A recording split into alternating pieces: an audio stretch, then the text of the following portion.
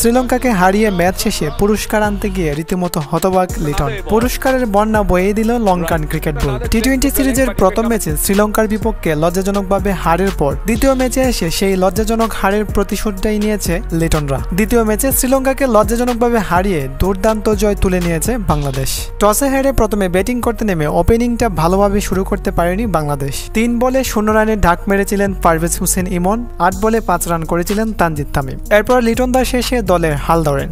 দীর্ঘদিন পর হাফ সেঞ্চুরির দেখা পান লিটন এবং দুর্দান্ত ব্যাটিং করে 50 বলে একটি বাউন্ডারি ও 5টি বিশাল 6 দিয়ে 76 রানের চমৎকার একটি ইনিংস খেলেছিলেন। তৌহিদ হৃদয় করেছিলেন 25 বলে 31 এবং শেষ মুহূর্তে শামীম হোসেন করেছিলেন ম্যাজিক্যাল ব্যাটিং। মাত্র 27 বলে খেলেছিলেন 48 রানের দুর্দান্ত একটি ইনিংস। আর শেষ পর্যন্ত 20 ওভার শেষে 7 উইকেট হারিয়ে 177 রান করে বাংলাদেশ।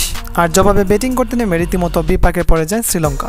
একের পর এক উইকেট হারিয়ে মাত্র 15 ওভারের মধ্যেই অল আউট হয়ে যায় শ্রীলঙ্কা। আর 83 রানের বিশাল জয় পায় বাংলাদেশ।